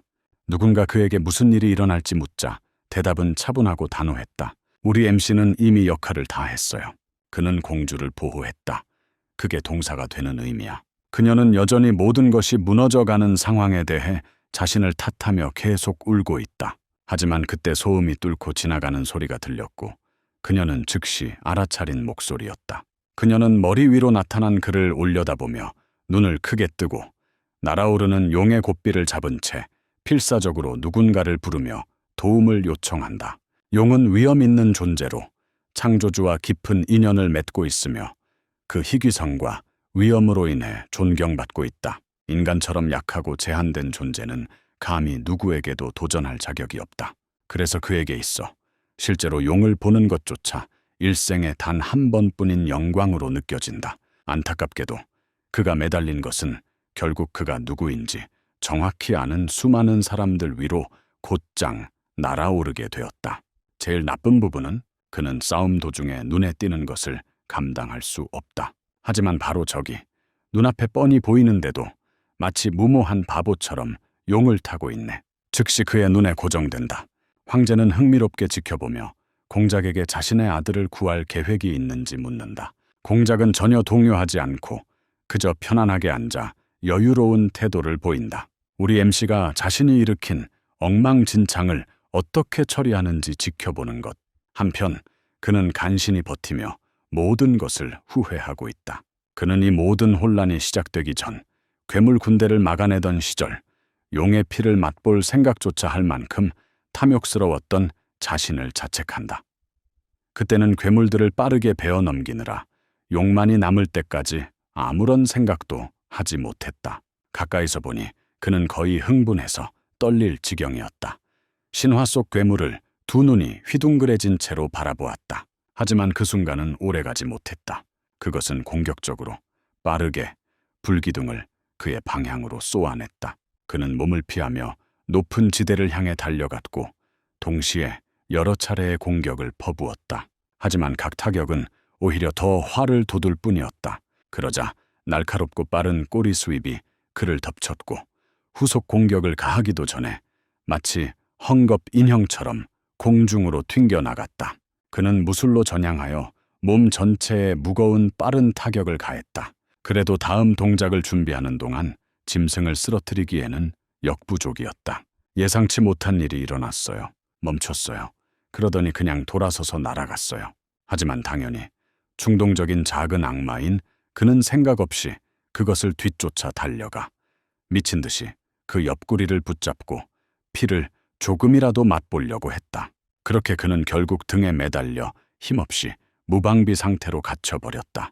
그녀는 왜 그가 자신을 이용해 방역하지 않았는지 알고 싶어 한다. 이대로라면 그는 스스로 목숨을 잃을 거야. 그는 지금 자신의 능력을 쓰는 걸 누가 보면 바로 삶아 죽일 거라고 소리쳤다. 그는 그 비밀이 새어나가지 않도록 해야 한다. 여전히 논쟁을 벌이고 있는 동안 그들은 공작이 거대한 고레벨 마법 주문을 시전하기 시작하는 것을 발견한다. 8개의 별 주문을 외우다. 공포가 즉시 엄습해온다. 아버지의 그 심각한 표정은 단 하나의 의미만을 담고 있다. 그는 아들이 타고 있는 드래곤을 노리고 있는데 그 사실을 알고도 말이다. 주문이 발동됩니다. 마법의 칼날이 공중으로 솟아올라 끔찍한 힘으로 살을 베어낸다. 그는 재빨리 뛰어내려 공중에서 쏟아지는 칼날을 피하려고 애쓴다. 그가 떨어지자 그녀는 그에게 힘을 사용해 탈출하라고 소리쳤다. 너무 늦기 전에 날아가라고. 하지만 그는 여전히 눈에 띄는 것을 감수할 수 없었다. 절망에 빠진 그는 주변을 둘러보다가 그리 멀지 않은 곳에 피의 강을 발견했다. 마지막 수단으로 그는 궤도를 바꾸어 그것을 목표로 삼고 다른 곳에서 추락을 완화해 줄 수 있기를 바라며 시도한다. 계곡에서 한 쌍의 악마들이 2마디 말 중 더 오래된 말을 듣고 소란을 지켜보고 있었는데 젊은 용 한 마리가 사고를 치고 있는 게 분명하다고 생각했다. 옆에 있는 백발 노인이 반박하며 엄청나게 강력한 무언가가 겁을 줘서 쫓아낸 것 같다고 말했다. 오직 높은 등급의 짐승만이 그런 일을 할 수 있지만 노인은 태연하게 그 계곡의 일부 구역은 인간들만 살고 있다고 정정해 주었다. 그래도 호기심이 그를 사로잡았다면 직접 확인해 볼 자유가 있다. 그냥 눈에 보이는 모든 것을 학살하지 않도록 노력해봐. 어린이는 고개를 끄덕이며 날개를 펴고 혼란 속으로 날아간다. 강 근처로 돌아온 그는 어떻게든 추락에서 살아남아 피투성이 물에서 기어 나왔다. 숨이 차고 흠뻑 젖은 채 그는 몸을 이끌고 해변으로 기어와 쉬었다. 그는 재빨리 그녀를 확인하며 그녀도 괜찮은지 살피지만 그녀는 너무 화가 나서 말도 못한다. 그는 그녀에게 긴장을 풀라고 말하고 곧 돌아갈 거라고 약속하지만 그녀는 그에게 조심하라고 쏘아붙인다. 지금 그들은 악마들의 영토 한가운데 서 있어요. 그는 웃어넘기며 그들의 운이 그렇게까지 나쁠 리가 없다고 말한다. 이 늦은 시간에 강력한 악마와 마주칠 정도는 아니야. 하지만 바로 그때 운명은 그가 너무나 잘 아는 목소리로 그의 뺨을 후려쳤다. 수년간 그의 기억에 새겨진 목소리, 마왕의 목소리. 과거에 그를 본 사람들은 누구나 마치 어둠의 정령을 직접 마주한 듯한 느낌을 받았다고 한다. 바로 그 존재가 지금 시온 앞에 드리워져 있다. 본능적으로 그는 분노에 찬 어조로 벨카리온에게 방어 자세를 취하며 자신이 인간 이10인지 묻고 이에 집중하여 대응하려 한다. 그는 침묵을 지키고 있다. 순식간에 마왕이 그를 향해 눈을 깜빡이며 싸움을 청하는 듯한 제스처를 취한다. 사요는 즉시 반응하여 칼함으로 베어내지만 머리카락만 조금 잘라낼 뿐이다. 벨카리온은 그의 움직임 속도에도 불구하고 흥미로워하고 심지어 감명받은 듯 보였다. 칼함은 재빨리 누가랑 싸우려고 하는지 묻고 스카이오는 무거운 침묵 끝에 대답했다. 혼자서 그녀를 공황 상태에 빠뜨리는 건 바로 악마 왕이야. 그녀는 그가 현재의 실력으로는 그런 수준의 상대를 이길 수 없다고 말한다. 이제 절망적인 상황에 처한 그는 자신이 이길 가능성이 거의 없다는 것을 깨닫고 설령 탈출하더라도 결국 잡힐 수 있다는 것을 알게 된다. 잠시 잠긴 듯 무엇을 해야 할지 생각하던 그는 벨카리온이 차분하게 긴장을 풀라고 말하자 깜짝 놀랐다. 그는 자신과 같은 아이에게는 손도 대지 않겠다고 주장한다. 그는 심지어 태연하게 누워서 잠시 이야기나 나누자고 제안한다. 티아는 이 상황이 이상하고 평소의 모습과는 거리가 멀다고 생각하며 악마왕의 태도에 완전히 당황했다. 다시 한번 벨카리온에게 그가 정말 인간인지 그리고 어떻게 이곳에 오게 되었는지 묻습니다. 그는 그렇다고 대답하며 결국 피의 강에 빠져 이곳까지 오게 되었다고 말했다. 하지만 캐리에는 아직 완전히 확신하지 못하고 있다. 그는 마이크에서 이상한 기운을 감지하고 여기가 정말 처음 방문인지 묻습니다. 쇼는 고개를 끄덕였지만 다른 사람은 여전히 믿지 않는 눈치였다. 그러자 그는 우리 MC가 전에 자신을 본 적이 있는지 의문을 제기했다. 그는 단호히 부인한다. 하지만 그 대답은 벨카리온과 그가 믿을 만큼 충분히 진실하게 느껴진다. 결국 그가 인간을 한 번도 만나본 적이 없는데 어떻게 인간이 그를 알 수 있겠는가? 그래도 시오는 여전히 확신하지 못하고 있다. 그의 마음은 이 사람이 바로 이전 생에서 기억하던 악랄한 벨카리온인지 확인하려고 분주히 움직였다. 그는 자신이 왜 여기 있는지 이유를 물어보기로 결심한다. 마왕은 이쪽에서 평소와는 다른 기운이 느껴져 조사하러 왔다고 답하며 이 땅의 지배자로서 당연히 이곳을 돌보는 것이 당연하다고 설명합니다. 우리 MC의 무반응은 오히려 그의 의심을 더욱 확신하게 만들었습니다. 그의 무심한 표정은 마치 이미 그를 알고 있는 것처럼 보이지만 카리오는 계속해서 분명하게 말하며 혼잣말을 하고 있지만 스카이오는 실제로는 듣고 있지 않다. 그는 이 남자가 예전에 알던 모습과는 너무나도 달라서 정신이 팔려 있다. 만약 모든 일이 전생과 같은 방식으로 전개된다면 곧 악마의 침공이 시작될 것이다. 하지만 지금 보니 그런 혼란을 일으킬 타입은 아닌 것 같아요. 만약 이게 그의 진짜 성격이라면 무언가 잘못되어 그를 변하게 만든 것이 틀림없다. 그래서 티에는 위험을 감수하며 자신이 악마 왕으로서 진정으로 이루고 싶은 것이 무엇인지 묻는다. MC의 대담함에 흥미를 느낀 그는 자신의 백성들의 안전과 번영을 보장하는 것이 유일한 소망이라고 말하며 만약 누군가가 그 평화를 위협한다면 그는 망설임 없이 단 한순간에 그들을 제거할 것이라고 단언했다. 쇼는 벨카리온의 진정한 본질을 깊숙이 억눌린 채 드러나는 악의 날카로운 힘 속에서 엿본다. 과거에 어떤 일이 있었기에 그 짐승의 본능이 깨어났을 것이고 우리 주인공은 그런 일이 일어나지 않도록 막아야 한다는 것을 알고 있다. 그는 곧 벨카리온이나 그의 제국이 심각한 전환점을 맞이할 수 있다고 경고한다. 악마는 모호함에 어리둥절하며 무슨 말을 하려는 건지 묻자 미간을 찌푸렸다. 사이오는 정확한 세부 사항을 알지 못한다고 인정하지만 상황이 악화될 경우 인간과 악마 간에 대규모 충돌이 발생할 수 있으며 이를 막기 위한 조건을 제시하고 싶어 한다. 벨카리온은 인간과 전쟁을 일으키려는 이유에 대해 의아해하며 소리 높여 질문할 것이다.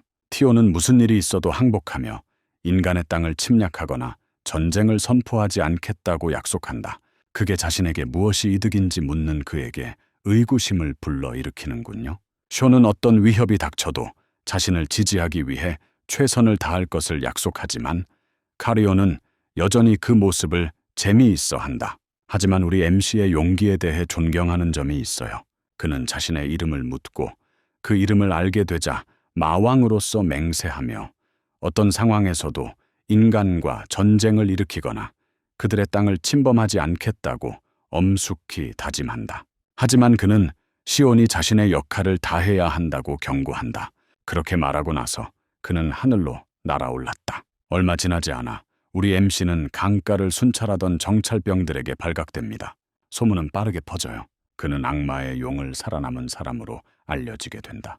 나중에 여러 국경 근처에 있는 수도원 안으로 사이언은 병원 침대에 누워있다. 에렌은 얼굴이 붉어진 채로 근처에 앉아있다. 그녀는 망설이며 말을 가다듬고 그에게 자신이 그의 것이 되어도 되는지 물었다. 시온은 주변에서 벌어지는 일들을 이해할 수 없다. 그가 내비치는 표정에서 그녀는 그가 분명히 그걸 진행하고 싶지 않다는 것을 알아차리고 그 사실이 그녀에게 큰 충격을 준다. 그녀가 인정하자 그가 그녀 같은 사람을 피할 것이라는 사실이 떠오르며 눈물이 차오르기 시작한다. 그저 힘도 없는 무능력한 왕족일 뿐이야. 그녀의 반응이 점점 그를 지치게 하기 시작합니다. 그녀의 기분, 절박함, 모든 것을 털어놓는 방식까지 점점 짜증이 나기 시작합니다. 마음속 깊은 곳에서는 이미 그녀가 실질적인 도움이 될 만한 것이 없다는 것을 알고 있지만 그녀의 감정적인 혼란스러움이 그의 인내심을 시험하고 있다. 그녀는 재빨리 눈물을 닦아내고 억지로 미소를 지으며 그저 레벨을 올리고 강해져서 그와 같은 사람이 마침내 자신을 바라보고 받아들일 수 있을 만큼 충분히 강해져야 한다고 주장한다. 그녀는 그 목표를 굳게 다짐하며 자신이 너무나도 무시무시하게 강해져서 그녀를 저항하는 것조차 상상할 수 없게 만들겠다고 맹세한다. 막 나가려던 참에 그녀는 문 앞에서 잠시 멈춰 서서 지난번에 최전선에서 죽지 않은 것에 대해 조용히 감사의 마음을 전한다.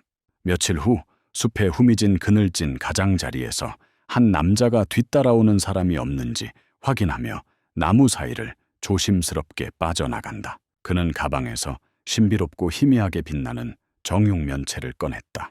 드러나는 순간 저주받은 마법의 어둠의 사슬이 뻗어나와 그의 사지를 꼼짝 못하게 묶는다. 그의 뒤에서 목소리가 끼어들었다. 스카이오는 레이놀드 크림슨이 처음부터 쥐였다는 사실에 믿을 수 없다는 듯이 말했다. 밀수업자는 즉시 광란에 가까운 설명을 시작하며 이 큐브가 평범한 물건이 아니라고 횡설수설한다. 이 물건은 거의 무한에 가까운 저장 공간을 제공할 수 있을 만큼 충분한 원시 마력을 담고 있으며 그레이엄 왕국의 마법 연구소에서 영감을 받은 디자인입니다. 암살자는 큐브를 낚아채고 마스크를 벗으며 체포영장을 읽는 것처럼 태연하게 자신의 본명을 읊조린다. 레이놀드는 사이온이 자신을 먼저 공격한 것을 보고 깜짝 놀라 얼어붙었다. 그는 자신이 왜 이곳에 오게 되었는지 알고 싶어 하지만 다른 남자는 그 질문조차 인정하지 않는다. 이미 밀수업자가 운반해온 상자와 보급품을 뒤지고 있던 그는 모든 밀수품, 악마의 잔재, 그리고 그것이 무언가 떠오르게 한다는 것을 알아차렸다. 레이놀즈는 부패한 피를 빼낸 시체들을 수레에 싣고 내부자의 도움으로 국경을 넘겨 처리해왔다. 그는 확실히 알고 있어요. 누군가 그에게 접근 권한을 준 것 같아요.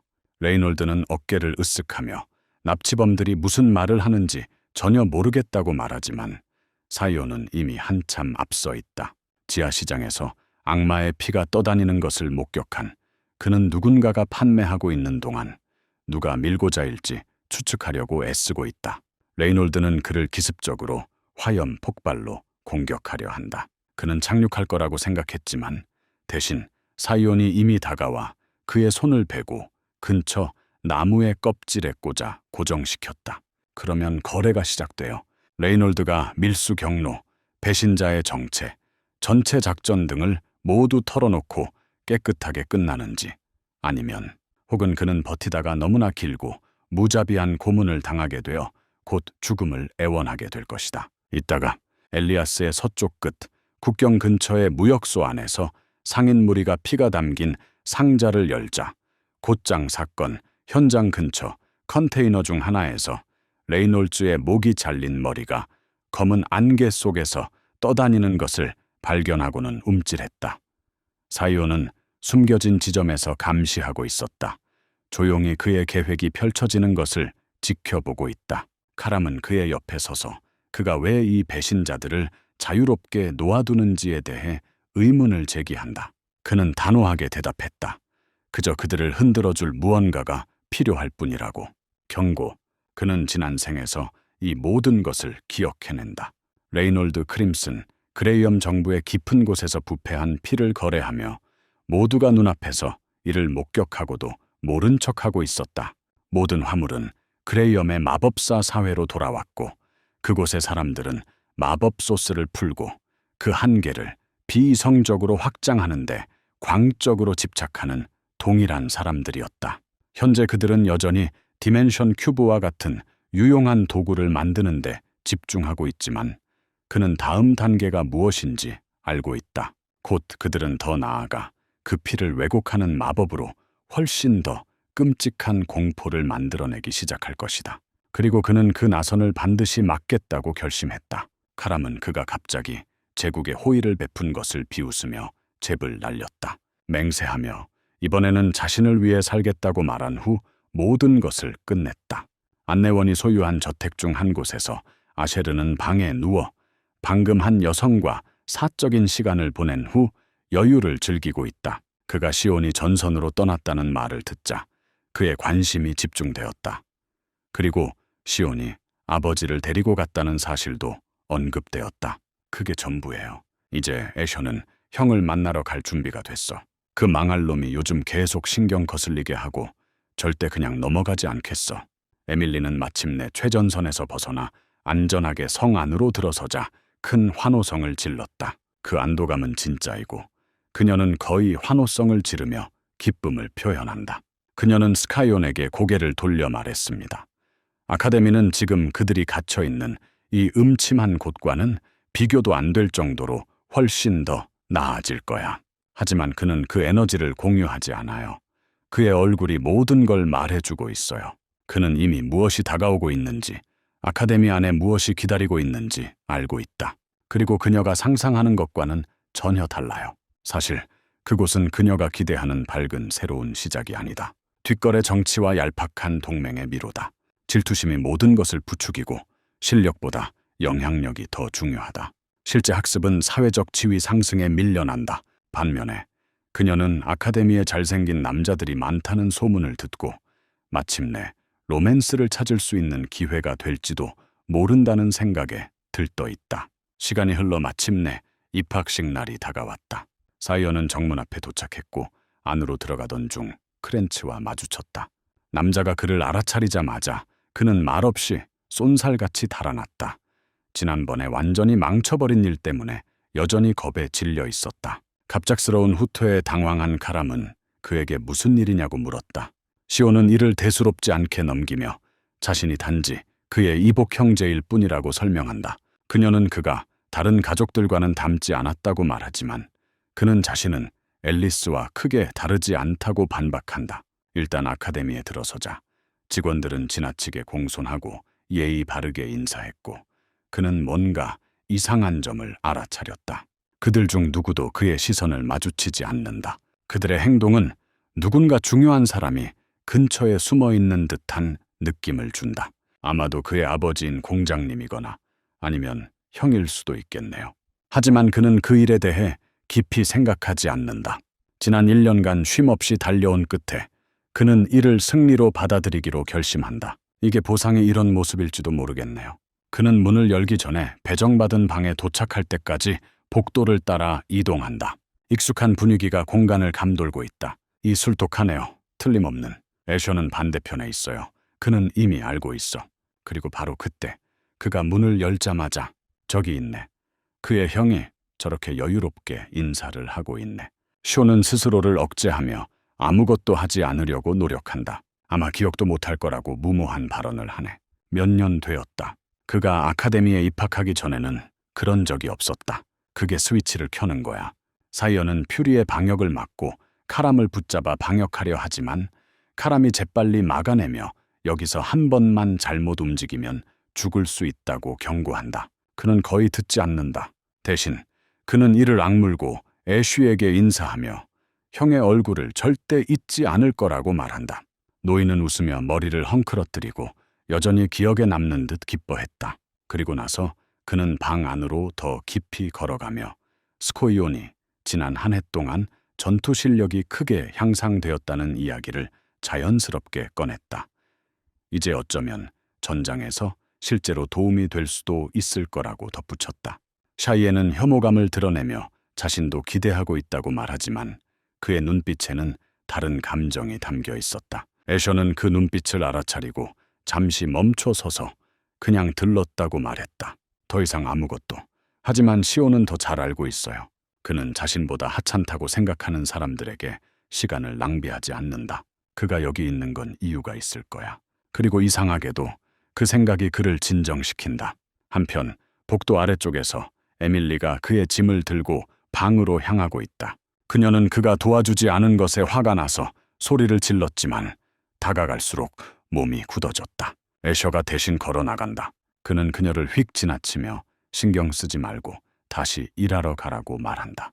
그가 떠나자 그녀는 분통을 터뜨리며 스카이온이 왜 오늘 여기에 올 거라고 미리 알려주지 않았는지 따져 물었다.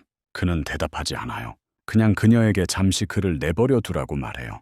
그는 화장실에 스스로를 가두고 세면대에 몸을 기댄 채로 압력을 토해낸다. 긴장감, 모든 것이 한꺼번에 그를 덮쳤다. 그가 스스로를 가다듬을 때 그는 캐림을 돌아보며 왜 그녀가 아까 자신을 막았는지 이유를 물었다. 그에게 그건 전혀 말이 안 되는 일이었다. 완벽한 시작이었어요. 그녀는 바로 그때 그의 몸을 장악할 수도 있었다. 그녀는 그렇게 막아서 자신이 부드러워서가 아니라 더 이상 참지 않았다는 것을 보여주었다. 그녀는 그저 그의 분노가 계속 커지기를 바랄 뿐이다. 꼬일수록 더 맛있어질 거야. 사이오는 비웃으며 자신이 이런 모습이 더 좋다고 말한다. 애셔의 개인 방에서 집사가 명령대로 업데이트 사항을 들고 들어온다. 그는 두 번째 공주를 추적해왔고 이제 그녀를 찾아냈다. 위나를 위해 화이트 엘프 영토 북부 지역에 깊숙이 들어갔어요. 애셔는 눈썹을 치켜 올린다. 위나는 특히 외부인에게는 그다지 환영받지 못했지만 그래도 그녀 자신이었다. 그녀는 사람들을 속여 넘겼어요. 이해가 가네요. 그녀는 해낼 거야. 그는 집세게 그녀가 돌아오기로 결심하면 즉시 그에게 알리라고 말한다. 하이는 고개를 끄덕이며 나갔지만 나가기 전에 회의 중에 무슨 일이 있었는지 물어보았다. 그는 달라 보이고 더 행복해 보여요. 애셔는 웃으며 고개를 가로젓는다. 사실은 정반대라고 하네요. 그의 기분은 엉망이야. 그가 생각할 수 있는 것은 스코인이 아까 그에게 보였던 날카롭고 무거운 눈빛, 마치 맹세를 맺은 적을 노려보는 듯한 모습뿐이다. 그는 앞으로 여기서부터 사이온을 감시하라고 그 남자에게 명령한다. 집사는 누군가 감시하도록 배정하겠다고 약속하고 떠났지만 혼자 남아서 여전히 생각하고 도대체 동생이 무엇을 숨기고 있는지 알아내려고 애쓰고 있다. 성벽 바로 바깥에서 왕실 기사단들이 제복을 갖춰 입고 아카데미로 향하는 스카이온을 호위하기 위해 정렬하여 대기하고 있다. 에밀리는 근처에 머물며 분명히 침울한 표정을 짓고 있다. 그녀는 그들과 함께 탈 수 없고 그게 너무 속상해요. 그는 작별 인사를 하고 그녀에게 행동 조심하라고 말한다. 떠나기 전에 그녀를 잘 되길 바라며 그가 떠나려던 찰나 그녀는 그가 그곳에 도착하면 사람들이 그를 괴롭혀도 낙담하지 말고 무슨 일이 있어도 자신을 잘 돌보라고 당부하며 소리쳤다.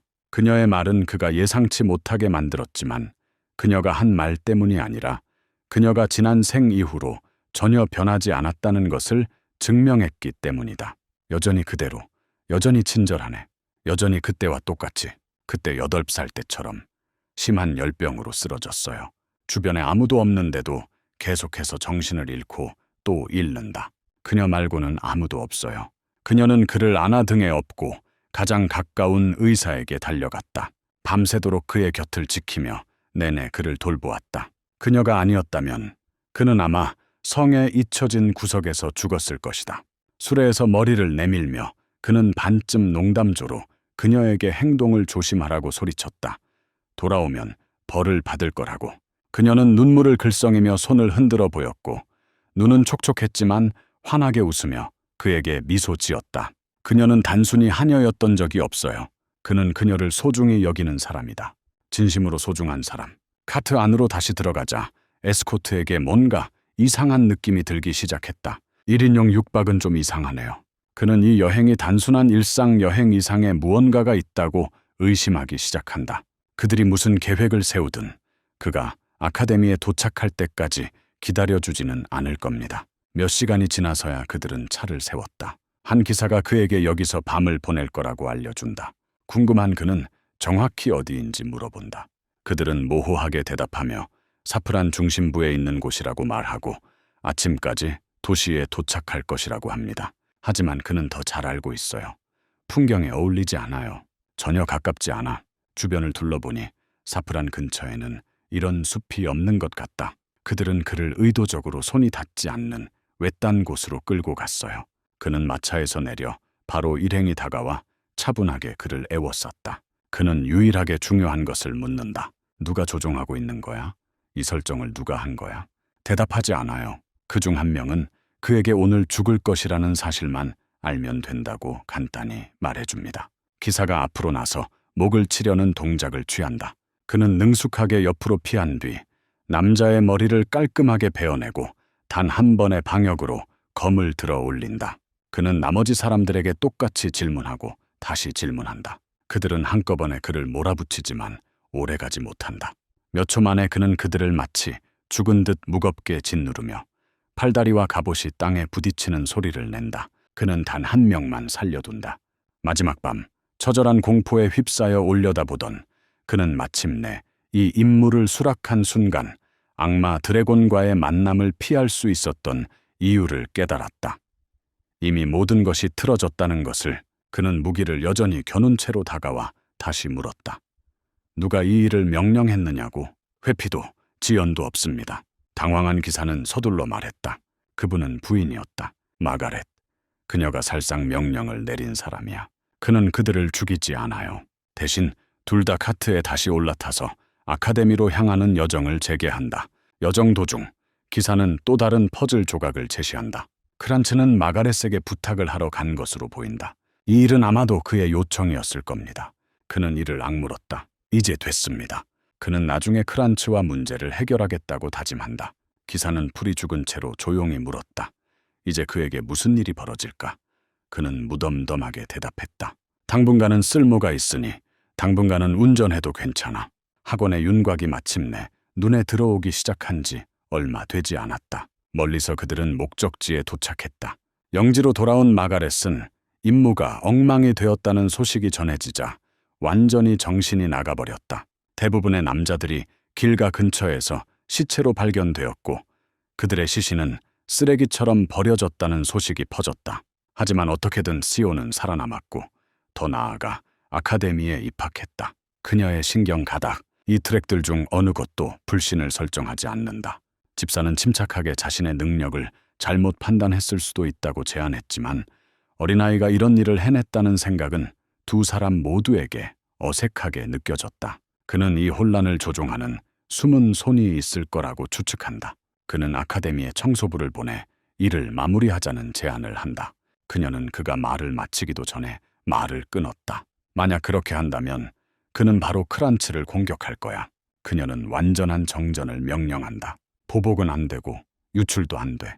오늘 사건에 대한 언급은 없었다. 하이는 절을 하고 물러나지만 방 밖에서는 아셀의 집사가 내내 엿듣고 있었는데 아무도 눈치채지 못했다.